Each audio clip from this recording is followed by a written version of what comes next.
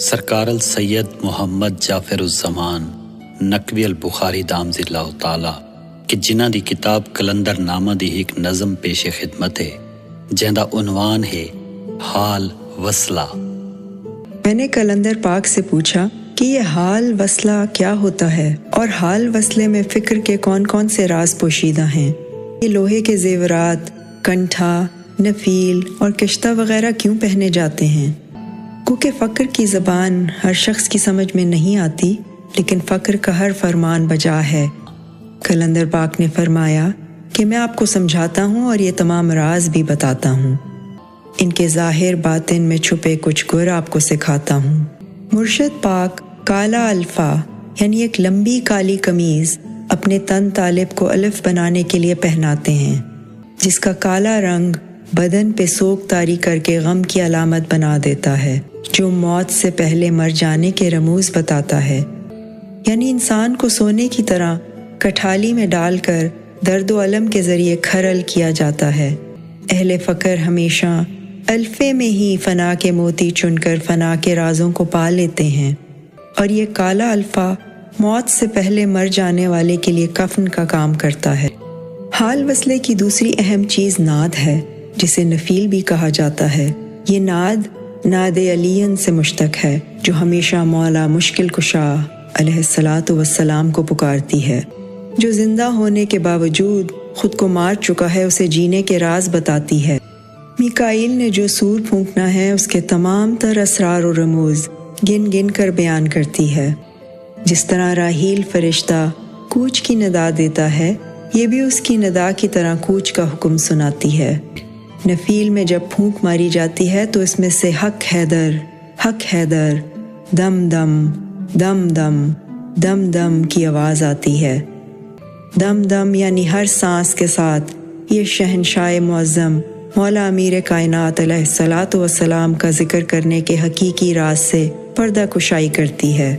کشتہ یعنی کاسا، جس میں فقیر فقراء خیرات وصول کرتے ہیں، مرشد پاک وہ کاسا عطا فرما کر انسان کے فخر کو مٹانے کا انتظام فرماتے ہیں۔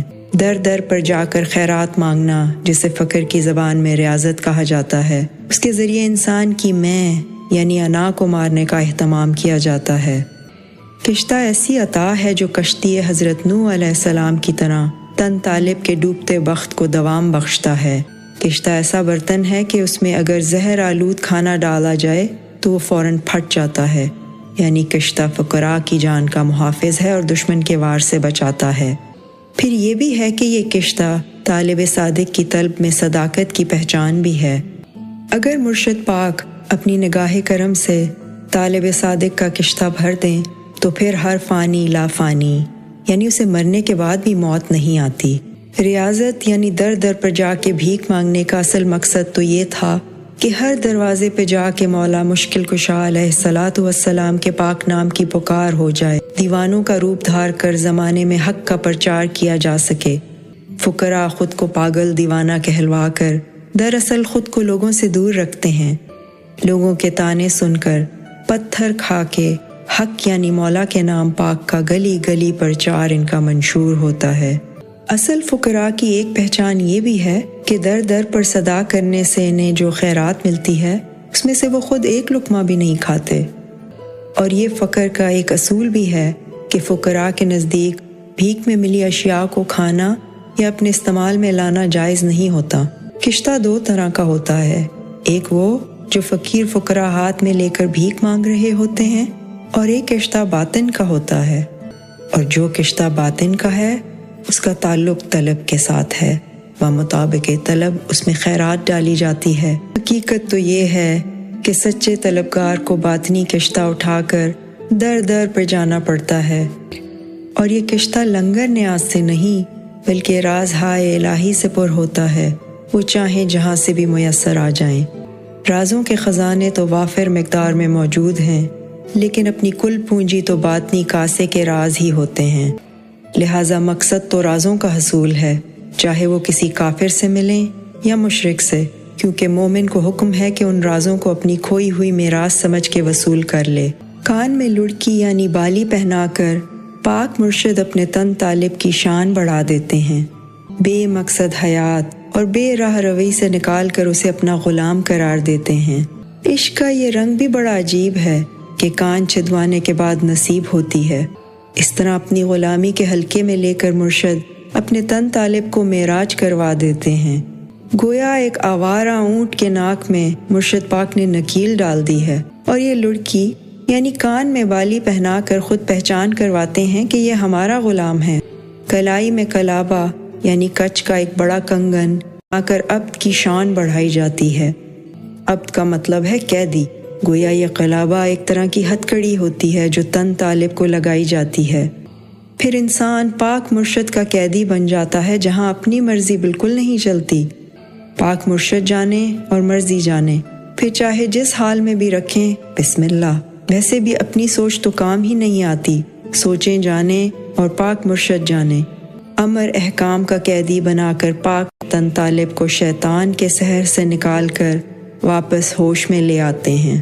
عشق وہ حقیقت ہے جو پتھروں سے بھی پیار کرنے کا گر سکھا دیتا ہے، اور محبوب کے عشق میں لگنے والے پتھر بھی عشق کی زینت ہوتے ہیں۔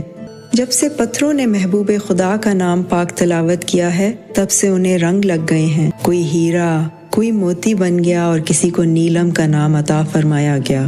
فقر نے یہ راز کھولا ہے کہ جو مرشد کی خیر مانگنے والے ہوں، انہیں ہمیشہ سینے سے لگا کر رکھا جاتا ہے، چاہے وہ پتھر ہی کیوں نہ ہوں، انہیں بھی مالا بنا کر گلے کا ہار بنانا چاہیے۔ فقراء کے ہاتھ میں ایک چمٹا ہوتا ہے جو بتاتا ہے کہ راز ہائے الہی آتش کی مانند ہوتے ہیں۔ جو بھی ان رازوں میں ہاتھ ڈالتا ہے وہ اپنا ہی ہاتھ جلا بیٹھتا ہے۔ چمٹا ہاتھ میں پکڑ کر یہ بات سمجھائی جاتی ہے کہ راز ہائے الہی کا حصول بغیر وسیلے کے ناممکن ہے، اور وسیلے کے ذریعے ہی تو میں نے تمام راز پائے ہیں اور اب انہیں چھپائے پھر رہا ہوں۔ اور جو وسیلے کے بغیر رازوں میں ہاتھ ڈالے گا تو گویا وہ دیوانہ ہے اور اپنے ہی ہاتھ جلا بیٹھے گا، جیسے شمع کے نزدیک جانے والا پروانہ جل جاتا ہے۔ بیراگن ایک لوہے کا سیدھا راڈ یا سریا ہوتا ہے۔ فقرائے دوراں اسے اپنے ہاتھ میں رکھتے ہیں، جس کے اوپر دو ہک بنے ہوئے ہوتے ہیں۔ بوقت قیام جسے زمین میں گاڑ کر تن طالب اپنا حال وصلہ اس کے اوپر لٹکا دیتا ہے۔ جس وقت بیراگن ہاتھ میں آتی ہے تو تب غیر کی آنکھ کا تیر والی کہاوت سمجھ میں آتی ہے کہ اس کا مطلب کیا ہے۔ ویسے تو محافظ خود پاک مرشد ہی ہیں، لیکن بیراگن بھی الف یعنی تیر یا نیزے کی طرح حفاظت کرتی ہے۔ بے شک کافی حد تک فقر کے رازوں کو کھول دیا گیا ہے، مگر پھر بھی بات ابھی پوشیدہ ہے، اور یہ بیراگن دراصل تن طالب کو امر میں پابندی کا گر سکھاتی ہے، جو میدان نصرت میں تھکاوٹ محسوس کرنے والے جسم کو امر کی پابندی کا گر سمجھاتی ہے۔ فقر میں سینکڑوں چھوٹی چھوٹی ٹاکیوں سے بنی ہوئی ایک چادر عطا فرمائی جاتی ہے جسے رلی کہا جاتا ہے، جو کپڑے کی سینکڑوں قسم کی رنگ برنگی چھوٹی چھوٹی ٹاکیوں سے بنی ہوتی ہے۔ ہر ٹاکی کی ایک علیحدہ رنگت ہوتی ہے جو صفات کے راز کو عیاں کرتی ہے، جس کے ذریعے یہ بات سمجھائی جاتی ہے کہ ذات کے اوپر صفات کا لباس ہوتا ہے۔ جس طرح یہ نیلی پیلی ٹاکیاں اوڑھ کر بیراگی بیٹھا ہوتا ہے، ویسے ہی صفات کے پردے میں ذات چھپی ہوتی ہے۔ رلی یہ راز بھی بیان کرتی ہے کہ خالق نے بھی جو فرش بچھایا ہے وہ بھی انواع و اقسام کی مخلوق سے سجا ہوا ہے۔ ایسے ہی آسمان کا راز بھی رلی کھولتی ہے کہ جسے خالق نے لا تعداد قسم کے ستاروں سے سجا دیا ہے۔ مرشد کریم، یا یوں سمجھ لیں کہ پاک خاندان نے بھی ذات کو صفات کے پردے میں چھپا کر احکامات صادر فرمائے ہیں، اور کالا، گورا، نیک، بد جو بھی آیا اسے اپنے کرم کی چادر سے ڈھانپ لیا۔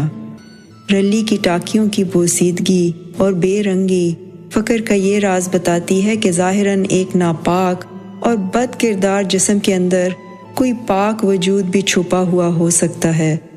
جیسے مرشد کریم، یا یوں سمجھ لیں کہ پاک خاندان نے بظاہر تو صفات کی رلی اوڑھ لی ہے، لیکن باطن میں معبود ہیں۔ فقراء اپنے سامنے آگ روشن کر کے بیٹھتے ہیں جسے مچ کہا جاتا ہے، اور مچ دراصل جگر میں آتش عشق بھڑکانے کا نام ہے۔ دوسرا مچ یہ راز عیاں کرتا ہے کہ ہر چیز فانی ہے۔ جس وقت عاشق میں عشق کی آتش بھڑکتی ہے تو پھر دنیا عقبہ سب کچھ جل کر راکھ ہو جاتی ہے، اور عاشق اور محبوب کے علاوہ کچھ بھی باقی نہیں رہتا، عاشق ہر چیز سے بے نیاز ہو جاتا ہے۔ دنیا، عقبہ، جنت، دوزخ، حوریں، سب کچھ عشق کی آتش میں جل کر راکھ ہو جاتا ہے اور صرف ایک ذات کی طلب باقی رہ جاتی ہے۔ مچ کی آگ کو عشق کی آتش سے تشبیہ دی گئی ہے، جس کی لکڑی کل دارین یعنی پوری کائنات ہے۔ جب دنیا، عقبہ، سب کچھ جل کر خاک ہو جاتا ہے تو اس وقت پھر مرشد نصیب ہوتا ہے اور یہاں سے عشق کی عین شروع ہوتی ہے۔ انگوٹھی عطا فرما کر یہ راز دیا جاتا ہے کہ عشق میں ہمیشہ جنون کام آتا ہے، اور اگر انگوٹھی میں نگینہ نہ ہو تو انگوٹھی بیکار ہے، کسی کام کی نہیں۔ انگوٹھی کے ساتھ یہ راز بھی ملتا ہے کہ جیسے انگوٹھی نگینے کے بغیر بیکار ہے، ویسے ہی انسان اگر اپنے امام زمانہ عجل اللہ فرجہ شریف سے غافل ہے تو جہالت اور کفر کا مرکز ہے۔ لہٰذا من کی انگوٹھی کو ہمیشہ شہنشاہ امام زمانہ عجل اللہ فرجہ شریف کی یاد سے سجا کر رکھنا، ایک لمحہ بھی غافل نہ ہونا۔ جیسے بغیر نگینے کی انگوٹھی کپڑے پھاڑتی ہے، ویسے ہی بن مرشد کے انسان بھی درندہ ہوتا ہے جس سے کوئی محفوظ نہیں رہتا۔ دل عرش الہی کی مانند ہے، اس میں کسی غاصب و جاہل کو نہ بٹھا لینا۔ مرشد پیالہ عطا فرمائیں تو اس سے ہرگز منہ نہ موڑنا۔ پریم پیالہ انسان کو مست کر دیتا ہے اور پھر گنہگاری کے نزدیک بھی نہیں جانے دیتا۔ پاک مرشد نے یہ راز بھی کھولا ہے کہ آخر اس مستی و مدہوشی کی ضرورت کیوں ہے۔ انسان خطا کا پتلا ہے جس کے لیے گناہوں سے بچنا تقریباً ناممکن ہے، اور جس کے بچنے کی امید نہ ہو تو اسے پاک مرشد پریم پیالہ عطا فرماتے ہیں تاکہ وہ اس ایک کی مستی میں مست ہو کر سینکڑوں گناہوں سے بچ جائے۔ لیکن جب تک اسے اس راہ پر چلایا جاتا ہے، اس دوران امر کی اطاعت فرض اولین ہوتا ہے، یعنی بغیر امر کے ایک گھونٹ بھی حرام ہے۔ اسے اس طرح امر کی اطاعت کرنی پڑتی ہے جس طرح غسال کے ہاتھ میں مردہ ہوتا ہے جو اپنی مرضی سے انگلی بھی نہیں ہلا سکتا۔ لوہے کے زیورات پہن کر، دکھ تکلیف اٹھا کر تن طالب نفس کو شکست دیتا ہے، اپنے ہاتھوں سے خود کو تکلیف دے کر مقصد تک پہنچا جاتا ہے۔ لوہے کے توق اور زنجیریں پہن کر دکھ تکلیف سے گزر کر پابندی امر سیکھتا ہے۔ جیسے انسان کسی خاردار پودے سے اگر پھل توڑنا چاہے تو پہلے کانٹوں سے زخمی ہونا پڑتا ہے، پھر پھل تک ہاتھ پہنچتا ہے، ایسے ہی محبوب تک پہنچنے کے لیے بھی دکھ تکلیف سے گزرنا پڑتا ہے۔ دکھ تکلیف کے دور میں چونکہ انسان ہمیشہ اچھے وقت کو پکارتا ہے تو اس طرح وہ دعا کے راز کو پا لیتا ہے، اور ویسے بھی بغیر دکھ تکلیف کے تو دعا بھی اجابت کے دروازے تک ہی نہیں پہنچتی۔ جھاڑو بھی حال وصلے کا حصہ ہے جس میں تن من کی صفائی کا راز پوشیدہ ہے۔ سمجھایا یہ جاتا ہے کہ انا کا کوڑا کرکٹ اپنے من کے صحن سے باہر پھینک دو۔ فقر کا یہ اصول ہے کہ انسان جس کا بھی تن طالب ہوتا ہے تو وہ اپنا تن من غیر سے صاف کر کے پاک مرشد کی ذات کو من کا واحد بادشاہ بنا لیتا ہے۔ یہ جھاڑو جہاں ظاہر کی تطہیر کا درس دیتا ہے، وہیں قلب کی پاکیزگی کے راز بھی عیاں کرتا ہے کہ دل میں ایک ذات کے علاوہ اگر کسی دوسرے کا تصور بھی آ جائے تو پھر ضمیر صاف نہیں رہتا۔ جنگل بیابانوں میں بھیج کر گویا پریکٹیکل کروا کے دل کے راز افشا فرمائے جاتے ہیں۔ دیوانہ بن کر صحراؤں کی خاک چھاننے کے بعد جا کر بات کہیں سمجھ میں آتی ہے کہ خالق کو انسان کبھی بھی تلاش نہیں کر سکتا، چاہے ساری زندگی کیوں نہ ڈھونڈتا رہے۔ جب یہ سمجھ آتا ہے تو تب کہیں جا کر اپنے رب کو ڈھونڈنے کا گر سمجھ میں آتا ہے۔ اگر اپنے معبود کو تلاش کرنا چاہتے ہو تو پھر دنیا میں تلاش نہ کرنا، اگر رب کو ڈھونڈنا ہے تو پھر اپنے قلب میں اتر کر دیکھنا۔ کچ ایک ایسا مٹیریل ہے جس سے عموماً برتن اور چوڑیاں وغیرہ بنائی جاتی ہیں۔ کنٹھا اور کلابہ بھی کچ کا بنا ہوتا ہے، لیکن یہ پہل کس نے بنایا، کس کو پہنایا؟ یہ سب سے پہلے جناب سلیمان علیہ السلام نے بنایا اور جناب داؤد علیہ السلام نے اس کی تصدیق فرمائی، اور پاک مرشد نے یہ راز بتایا کہ یہ حکم توحید سے بنایا گیا تھا، گویا اسے خالق نے بھیجا تھا۔ اپنے پاک مرشد کا پاک نام تلاوت کر کے قلندر اسے زیب بدن کر لیتے ہیں۔ فقر کی یہ احادیث انسان کی سمجھ سے باہر ہیں۔ ان باطن میں جو راز چھپے ہیں انہیں ابھی پاک مرشد نے ظاہر نہیں فرمایا۔ فقر میں خاک نشینی کا کیا مقام ہے اور پرسکون بستر چھوڑ کر خاک پہ ڈیرا کیوں ڈالا جاتا ہے؟ یہ گھر بار بلند و بالا عمارتیں لمبی امید کا پیش خیمہ ہیں، اور فقیر امید کو لمبا کر کے اس دنیا میں پھنسنا نہیں چاہتا۔ دنیا داری کا خون اگر ایک بار منہ کو لگ جائے تو انسان پھر اس لذت سے نکل ہی نہیں سکتا، اور یہ وہ بدبخت لذت ہے جو فقر کا سارا لطف ہی کھینچ لیتی ہے۔ لہٰذا تم ہمیشہ مٹی پر سو کر مٹی کے ساتھ مٹی ہو کر قبر کے مناظر کو یاد رکھنا۔ گویا میری طبیعت کو بھی اس وقت سکون ملا جس وقت میں پتھروں کا تکیہ بنا کر خاک نشین ہوا۔ ظاہری بدصورتی دیکھ کر نفس بہت چیخا، بہت چلائے۔ داڑھی مونچھ اور بھویں صاف کرنے کے بعد پاک مرشد نے سر پہ بھی اس طرح پھیرا دیا۔ جسم پر فقر کی کیری یعنی مٹی کا لیپ چڑھایا گیا، گویا مٹی میں مٹی کر کے پھر اسے آتش عشق میں بھونا گیا۔ جس وقت اپنی ذات فنا ہوئی ہے تب جا کر مقصد کا حصول ہوا۔ مرشد تو بظاہر ایک لنگوٹ پہنا کر تن بدن ننگا کر دیتے ہیں، لیکن دراصل اس کی آنکھوں سے حجابات اٹھا دیے جاتے ہیں۔ اس طرح انسان جب مخلوق کی رضا کو چھوڑ دیتا ہے تو تب جا کر اسے مراد ملتی ہے اور وہ منزل کو پا لیتا ہے۔ حال وصلے کا ایک اور مطلب بھی پاک مرشد نے بیان فرمایا ہے۔ وہ فرماتے ہیں کہ مرشد اپنے تن طالب کو حال وصلہ اس لیے پہناتے ہیں کہ وہ تن طالب کو کربلا میں ہونے والے ایک ایک ظلم کی زندہ تصویر بنانا چاہتے ہیں، تاکہ وہ کربلا کی تصویر بن کر ہر کسی کو کربلا یاد دلاتا رہے۔ اس کے کندھوں پر ضرب کا نشان لگا کر اسے شہنشاہ وفا علیہ الصلاۃ والسلام کے بازو یاد دلوائے جاتے ہیں کہ ہر طرح کی قدرت و طاقت رکھنے کے باوجود شہنشاہ وفا نے سب کچھ قربان کر دیا۔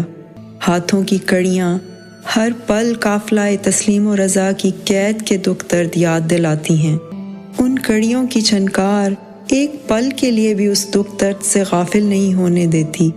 گلے میں جو کنٹھا پہنایا جاتا ہے وہ توق کی مثل ہوتا ہے اور خون رونے والے قیدی کی یاد دلاتا ہے۔ اس طرح دل ہر وقت خون کے آنسو روتا رہتا ہے۔ فقر کا ایک ایک زیور شہزادہ امیر قاسم علیہ الصلاۃ والسلام کی پاک دلہن صلوات اللہ علیہا کے جہیز کی یاد دلاتا ہے۔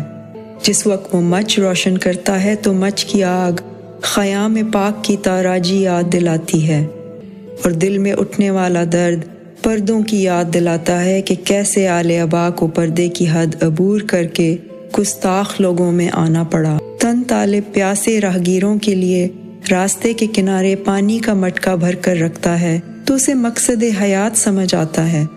پھر وہ کربلا کے پیاسوں کے ساقی کی تصویر بن کر پل پل روتا بھی ہے اور پیاسوں کو پانی بھی پلاتا ہے۔ پانی تو لوگ پیتے ہیں، لیکن یہ ہر لمحہ مظلوم کربلا کو یاد کرتا ہے، اور دائی پاک جناب فضہ سلام اللہ علیہ کی سنت سمجھ کر جتنے پیاسوں کو پانی پلا سکتا ہے پلاتا ہے۔ فقر میں لوہے کی کافی وزنی ذرا بھی زیب تن کروائی جاتی ہے۔ بظاہر تو یہ نفس کے خلاف جہاد ہوتا ہے، مگر یہ ذرا ہر لمحہ میدان کربلا کے جہاد کی یاد تازہ کرتی ہے۔ کشتہ ہاتھ میں آتا ہے تو انسان پاک معظمہ عالیہ بی بی صلوات اللہ علیہا کے درد و الم میں ڈوبی صداؤں کی زندہ تصویر بن جاتا ہے۔ جب ان کی بھوک اور پیاس یاد آتی ہے تو پھر کوئی چیز اچھی نہیں لگتی۔ پاک مخدرات عصمت کے دکھ درد نے ہمارے سروں میں بھی خاک ڈلوا دی ہے، اور یہ سر کی خاک ہمیں ہر لمحہ ان کے دکھ درد یاد دلاتی رہتی ہے۔ کان میں پہنی ہوئی بالی ہر دم معصومہ بنت حسین علیہ الصلاۃ والسلام کے عجلت میں اتارے گئے دروں کی داستان سناتی ہے، اور کالا لباس ہمیشہ پاک خیام سے اٹھنے والے دھوئیں کی یاد دلاتا ہے۔ ناد یعنی نفیل کی آواز ہمیشہ مخدومہ کائنات ملکہ شام صلوات اللہ علیہا کے پاک قافلے کے کوچ کا اعلان کرتی نظر آتی ہے، جو کہ راحیل فرشتے کی ندا بن کر ہمیشہ قافلے پاک کے درد کو تازہ کر جاتی ہے۔ یہ کوچ کے لمحات کے دکھ درد کو بھی صاف الفاظ میں بیان کرتی ہے کہ ذرا ان مظالم کا اندازہ تو لگاؤ جو آل رسول پر کیے گئے۔ الفا دھو کر جس وقت زمین پر ڈالا جاتا ہے تو وہ کربلا کی گرم ریت پر ایک پاک شہنشاہ کے بے یاد و مددگار لاشے کا منظر پیش کرتا ہے۔ زنار یہ ایک دھاگے کی مالا ہوتی ہے جو فقراء گلے میں پہنتے ہیں۔ جس کے آخر میں دھاگے سے بنا ایک پھول ہوتا ہے جو سینے پہ لٹکتا رہتا ہے، اور وہ پھول پل پل شہزادہ علی اکبر علیہ الصلوۃ والسلام کے سینے میں لگنے والے پھول کی یاد تازہ کرتا رہتا ہے۔ ان تمام چیزوں کا مقصد صرف یہ ہوتا ہے کہ قدم قدم پر کربلا کے درد و الم کی یاد کر کے انسان کی آنکھ اشکبار رہے۔ گلے میں کنٹھا پہن کر یعنی تن طالب کر کے پاک مرشد نے سارے مسئلے ہی حل کر دیے ہیں، اور اب تو وہ ہر پل ہر لمحہ شہرک سے بھی زیادہ نزدیک محسوس ہوتے ہیں۔ میرے پورے وجود کو جنہوں نے کربلا کی تصویر بنا کر دنیا سے الگ کر دیا ہے۔ نحن اقرب کا مشکل ترین مسئلہ بھی پاک مرشد نے انتہائی آسان الفاظ میں سمجھا دیا ہے۔ جب ہر جزو بدن قیدی ہو جاتا ہے تو تب کہیں جا کر انسان تن طالب کہلواتا ہے، حتیٰ کہ انگلیوں میں انگوٹھیاں پہن کر بند بند کو قید کر کے سرکار کے نام کر دیا جاتا ہے۔ دل و جان قیدی، حتیٰ کہ فکر اور خیال تک کو قیدی کرنا پڑتا ہے۔ بازو، کلائیاں، ہاتھ، انگلیاں سب بھی قیدی کرنے پڑتے ہیں۔